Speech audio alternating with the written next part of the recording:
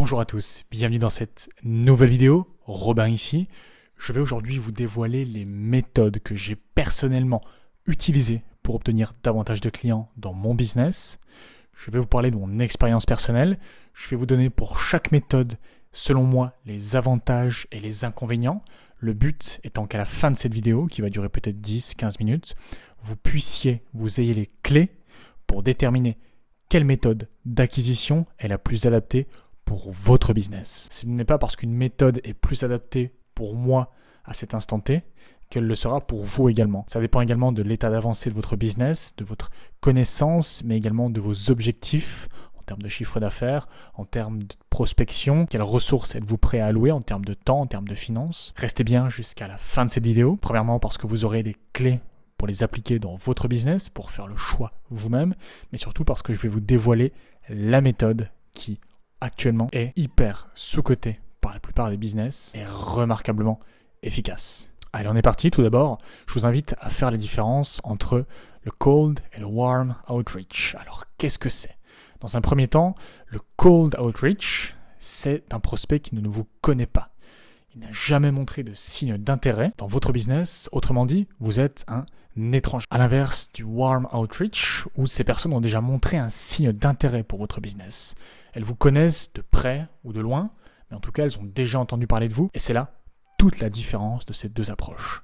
En effet, pour le cold outreach, il va falloir insérer une partie éducative. Il va falloir apprendre à se connaître, de manière à établir une relation de confiance. Finalement, c'est un petit peu comme un date, je le décris ici, où vous avez un prospect, vous avez une personne froide qui n'a jamais entendu parler de vous. Et votre job, c'est de la mettre en confiance, de la séduire en mettant en avant vos points forts, en vous montrant sous votre meilleur jour pour établir une relation de confiance et ainsi conclure le deal. Alors la première méthode que je vais aborder, c'est le calling, le cold call.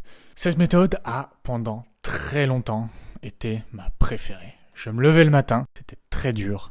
Et je savais que je partais à la guerre. Au sens figuré, mais également au sens propre, dans le sens où tu dois aller combattre pour aller chercher tes leads en mouillant la chemise, en passant tes appels. C'est hyper dur, tu prends des recals toute la journée, 80% c'est des recals, parfois on se fait même insulter. Mais c'est vraiment ce qui m'a animé pendant des mois et c'est ce qui m'a, en toute sincérité, permis d'obtenir mes premiers clients qui sont encore, à l'heure d'aujourd'hui, avec moi dans mon business et dont je suis très fier d'être encore le collaborateur privilégié et de les accompagner dans leur croissance digitale. Pour la petite histoire, en calling, certains disent que c'est has-been et qu'on n'a aucun résultat avec le calling. J'ai un ami, alors ce n'était pas son premier business, mais qui en 18 mois, en partant de zéro, a réussi à monter son business à 200 000 euros de monthly recurrent revenue, aka 200 000 euros par mois de revenus, en seulement 18 mois avec une stratégie très simple. Scaler le plus possible son cold calling outreach. Dans le sens où le minimum qu'il faisait, c'était 150 appels par jour avec une équipe de 3 personnes. Ça fait donc 450 appels par jour, fois environ 500 jours. Je vous laisse calculer le nombre de prospects qui ont été atteints. C'est absolument impressionnant. Et donc finalement, même si c'est peut-être la méthode la plus dure, et c'est l'avantage, c'est que tu as la réponse qui est immédiate. Alors en tout cas, si tu arrives à avoir le décisionnaire, c'est soit tu pars en R1, oui ça m'intéresse, ok on part en R1, ou non ça ne m'intéresse pas, très bien, merci, bonne journée. Et c'est vrai que ça te permet de te faire gagner un temps fou parce que tu as, si tu arrives à avoir le décisionnaire, et c'est toute la complexité, des réponses qui sont immédiates, et tu peux avoir des volumes de R1 avec une équipe de tueurs, je dis bien une équipe de killers, parce que c'est extrêmement dur de performer en calling, surtout sur la durée. Tu en as beaucoup qui le font sur une semaine, mais qui le font sur des mois, voire des années. C'est absolument exceptionnel, tout simplement parce que c'est dur, et c'est parce que c'est dur que c'est efficace. L'inconvénient, comme je le soulignais, c'est relativement chronophage. Le nombre de personnes que tu vas pouvoir contacter dans une journée est directement corrélé au temps que tu peux y investir. Également, il est difficile de passer la doorkeeper, donc généralement la secrétaire, pour avoir le décisionnaire. Et enfin, ça demande en toute honnêteté une certaine confiance en soi, une certaine aisance à l'oral et une certaine discipline quand tu es chez toi, à ton bureau, où que tu sois.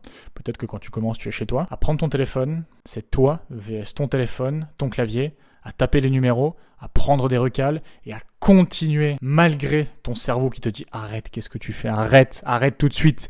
à continuer à maintenir le rythme de ces appels. Donc en gros, Si t'es pas à l'aise au téléphone, si t'as pas confiance en toi et si t'es pas discipliné, oublie. Peut-être que la deuxième sera mieux faite pour toi. J'ai nommé l'emailing. Alors l'email est extrêmement utilisé. C'est peut-être la méthode de prospection la plus courante. Et ça fait sens. Ça fait sens parce qu'aujourd'hui, on a tellement d'outils à notre disposition afin d'optimiser la délivrabilité. Et c'est le point négatif. En effet, l'inconvénient de l'emailing, c'est la délivrabilité. La délivrabilité est le réel bottleneck de l'emailing, dans le sens où c'est tellement utilisé et les filtres anti-spam sont aujourd'hui tellement performants qu'il est très difficile d'arriver effectivement dans la boîte mail de votre interlocuteur direct, donc dans la boîte mail de la bonne personne, dans les mails et pas dans les spams, bien qu'avec quelques outils, notamment l'M-Warm de notre ami Guillaume Mauboeuf, ou des outils avec une campagne bien gérée, intelligente et mesurée, on arrive avec des volumes raisonnables à avoir une bonne délivrabilité.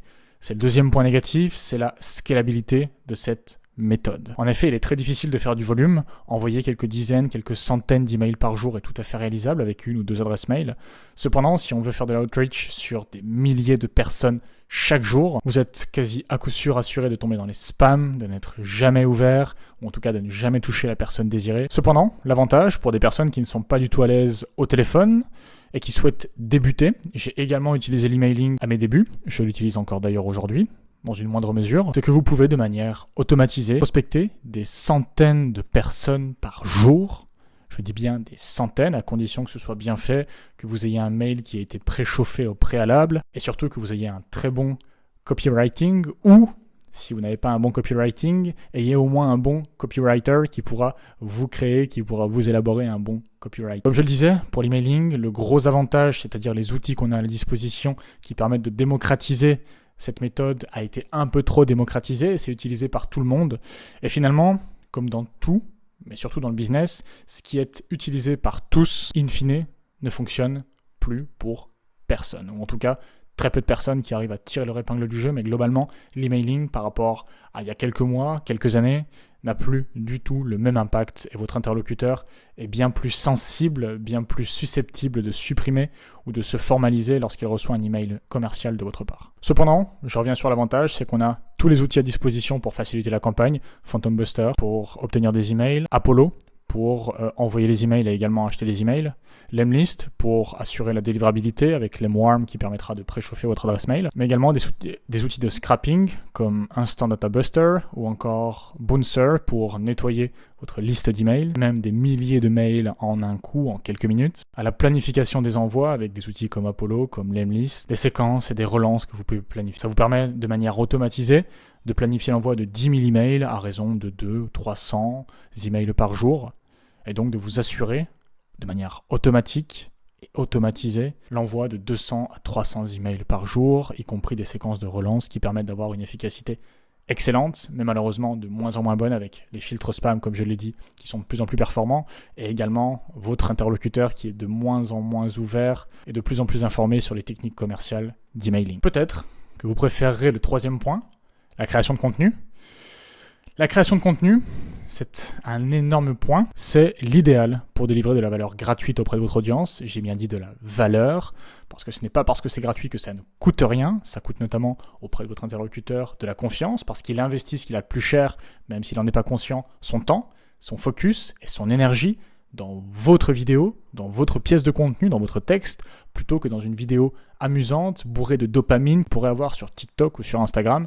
Donc s'il vous plaît, ne décevez jamais votre audience, délivrez de la valeur, y compris et surtout gratuite. Le contenu, et notamment quand il est consommé au préalable d'un rendez-vous, d'un R1, va qualifier la personne, et en plus de qualifier la personne, cela va permettre de répondre au préalable, si vous avez une bonne stratégie de contenu, à une grande majorité de ces potentielles objections que la personne pourrait avoir lors du R1. D'où l'intérêt, lorsque vous avez des R1, de noter les objections pour en faire des vidéos, des pièces de contenu autour, pour permettre de répondre au préalable à ces objections auprès de vos prospects, vous permettant d'avoir des R1 plus qualifiés et in fine, un meilleur taux de close. Et sur le long terme, honnêtement, c'est un réel cheat code. Encore une fois, si c'est bien fait, donc veillez à bien maîtriser votre canal d'acquisition, soyez visible, mais maîtrisez tout d'abord et en priorité un canal d'acquisition. Maîtrisez-le, devenez une figure d'autorité et ensuite vous pourrez investir davantage dans d'autres canaux pour diversifier votre acquisition. Mais au début, croyez-moi, un canal d'acquisition, 2 maximum, c'est tout à fait suffisant pour arriver à plusieurs dizaines de milliers d'euros par mois. L'inconvénient par contre de la création de contenu, c'est que ça demande beaucoup d'investissement. Et quand je dis beaucoup d'investissement, d'investissement financier, d'investissement temporel, pour zéro ou très peu de retour sur investissement au départ. Dans les premières semaines, dans les premiers mois, et c'est d'ailleurs pour ça que 95% des personnes abandonnent leur quête de création de contenu dès les premières semaines, parce que finalement on y investit beaucoup de temps, beaucoup d'énergie, peut-être également beaucoup d'argent dans un monteur, dans du matériel de qualité, pour finalement avoir zéro retour. Bienvenue dans le monde de la création de contenu. Le quatrième point, mesdames, messieurs, c'est l'outreach. L'outreach est extrêmement efficace à condition de le faire sur la bonne plateforme. Ça vient en complément de votre stratégie de création de contenu. En effet, vous devez être sur la bonne plateforme afin de vous assurer que votre audience y est également présente. Il n'y a rien de pire que créer du contenu pour qu'au final, vous ne soyez entendu par personne parce que vous n'intéressez personne, parce que votre cible est sur un tout autre canal. Je donne un exemple, si vous ciblez les grandes entreprises et que vous pensez pouvoir obtenir ces grandes entreprises sur Pinterest, pourquoi pas? Peut-être que LinkedIn serait plus adapté. Alors, l'avantage de l'outreach, c'est que vous avez des prospects qualifiés sur une même plateforme, ce qui permet de transformer des prospects froids en prospects potentiellement chauds. Parce que lorsque vous allez faire de l'outreach, même si c'est une personne qui ne vous connaît pas, elle va nécessairement aller consulter votre profil, que ce soit un profil Instagram, un profil Facebook, Twitter ou même sur LinkedIn. Et donc ce profil va permettre de qualifier de manière quasi automatique la personne, d'où l'intérêt d'avoir un profil qui est toujours plus ou moins propre. Et demandez-vous toujours, quelle serait ma réaction en voyant ce profil si j'étais démarché par moi-même? Soyez honnête, s'il vous plaît. C'est très efficace, surtout si du contenu organique est déjà créé, que ce soit de la vidéo, de la photo ou encore du texte. Et in fine, ça vous permet d'élargir votre notoriété, ça permet d'élargir votre cercle de contacts, et sur le long terme, ça vous permet d'avoir des contacts qui vont venir directement, de manière automatique, à vous. Ça s'appelle de l'inbound, parce que tout simplement, ils ont aimé votre post, ils ont aimé votre profil, ils vous ont trouvé professionnel, et aujourd'hui, ils ont décidé de vous solliciter pour résoudre leurs problèmes. Ça vous fait donc des leads qualifiés, quasi gratuits, qui rentrent en automatique, et déjà quasi vendus à votre méthode. Plus de ça, ça vous permet de faire des campagnes de retargeting, j'en parlerai plus tard, qui sont extrêmement efficaces en termes de Return on Ad Spend. L'inconvénient cependant, c'est que comme je l'ai souligné, une présence organique est quasi obligatoire si vous démarchez quelqu'un avec 0 pièce de contenu. Je veux dire, faites un effort, c'est pas très compliqué. Je vais pas le développer, mais s'il vous plaît, faites un effort, quelques posts, soyez visible, montrez ce que vous faites. Je vous assure, ça en vaut le coup. En plus de ça, ça prend du temps parce qu'il faut setter, c'est-à-dire démarcher et gérer les messages derrière. Ça requiert également, si vous voulez vraiment être au top au niveau efficacité, une certaine autorité, donc avoir construit au préalable une communauté et une autorité dans votre niche. En bref, c'est du boulot, mais hard work pays off, donc accrochez-vous, travaillez, soyez persistant. Vous allez dépasser 90% de votre concurrence, je vous assure que ça va payer. Mesdames, messieurs, le 5e point, vous l'aurez deviné, ou pas, qui est mon préféré, c'est l'acquisition payante de trafic, aka l'advertising. En 2024, pour moi, c'est mon number one. En 2024, mais également pour les années à venir, l'advertising présente 4 avantages principaux. Le premier, c'est que c'est mesurable, c'est précis en termes de persona, d'où l'intérêt de bien maîtriser son persona. C'est quasi automatisé. Si votre campagne est bien établie, vous allez avoir des leads qui vont tomber régulièrement en automatisé dans votre système d'acquisition. Et c'est surtout scalable. Scalable à condition, lorsqu'on dépasse un certain montant d'advertising, quand on dépasse les 10 000 € de budget publicitaire, c'est d'avoir une base organique pour pouvoir faire du retargeting et ne pas avoir des coûts d'acquisition qui sont trop élevés et qui pourraient entacher votre rentabilité.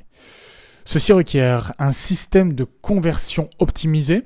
Alors pour ça, rassurez-vous, je vous ai fait une vidéo qui est 100% gratuite, qui est sur YouTube, qui s'appelle 24 leads en 24 heures, avec 10 € de budget. Je vous démontre également pas à pas le tunnel de vente et ce à quoi vous devez payer attention à chaque étape. C'est un tutoriel pas à pas. Je vous laisse le consulter encore une fois, c'est gratuit. Je l'ai fait avec plaisir. Une fois que vous avez mis en place, sur base de cette vidéo, votre tunnel de conversion optimisé, il va vous falloir, comme je le disais, une base organique sérieuse pour réaliser une campagne de retargeting, ce qui va permettre d'aller chercher les personnes qui ont déjà consulté vos vidéos au préalable sur des campagnes en acquisition payante qui vont vous permettre d'avoir du trafic bien moins cher, bien mieux qualifié et d'avoir un meilleur taux de conversion, je vous le garantis. Cependant, si vous n'avez pas encore de base organique, on peut très bien commencer avec une campagne broad, donc une campagne assez large, qui vous permettra d'aller chercher les premiers leads, les premières ventes, et ça vous permettra de réinvestir in fine dans la machine, dans de l'organique, de vous créer une base organique, de pouvoir faire du retargeting, et in fine d'avoir une machine inarrêtable en termes d'acquisition de leads. Ça demande également de connaître son persona de manière ultra précise. Au plus votre persona sera précis, au plus bas les coûts d'acquisition seront parce que les personnes seront bien mieux qualifiées. Vouloir toucher tout le monde, c'est toucher personne, c'est toucher n'importe qui, donc au final ce ne seront pas des personnes qui vont acheter dans votre business. Et enfin, le dernier point négatif, c'est les décisions de ces plateformes qui sont parfois un peu aléatoires, un peu injustes, notamment vis-à-vis de Meta, qui parfois peut restreindre le compte pour des raisons qui ne sont pas tout à fait fondées. Ceci dit, avec un peu de conversation, un peu de diplomatie auprès du support, on règle les problèmes, on a l'habitude. D'où l'intérêt cependant de diversifier ses sources d'acquisition. Je ne cesserai jamais de le dire. Soyez spécialiste sur un canal d'acquisition, mais ne délaissez pas tous les autres. Ça vous permettra, si un jour vous avez une panne vis-à-vis d'un canal d'acquisition, d'en avoir d'autres et de ne pas être laissé sur le fait, tout nu, sur le bord de la route. Enfin, ma prévision d'avenir, c'est que dans le domaine des petites structures, des solopreneurs, des coachs, des agents, des agences, des copywriters, l'ADS est un milieu hyper délaissé parce qu'on pense à tort que c'est hyper cher. Et mesdames, messieurs, c'est tout à fait faux. L'ADS, ça peut être fait dès 50 €, voire moins, mais je vous recommande de commencer avec 50 €, par exemple avec la promotion d'une publication en retargeting. Ça vous permet d'obtenir vos premiers leads, de faire vos premières ventes, de voir que ça fonctionne et in fine de réinvestir dans la machine, c'est-à-dire que les bénéfices que vous allez pouvoir faire, vous en réinvestissez une partie en budget publicitaire et vous aurez d'autant plus de leads, d'autant plus de ventes et vous comprenez l'intérêt d'utiliser le levier de l'advertising. Je termine cette vidéo en vous félicitant d'être arrivé jusqu'à la fin de cette vidéo qui du coup est un peu plus longue que prévu. Vous faites partie des 5, des 10% maximum dans votre niche, dans votre business parce que cette vidéo qui n'est pas faite avec beaucoup de transition, voire pas du tout, qui est assez brute, qui a réussi à capter votre attention. Pour vous récompenser, si vous avez un business, je vous invite à prendre un call de 30 minutes 100% offert en one-to-one, vous et moi, pour faire le point 100% gratuitement sur votre système d'acquisition. Vous avez le lien dans la description, vous avez le lien également en premier commentaire. On se voit de l'autre côté. Excellente journée. Robin.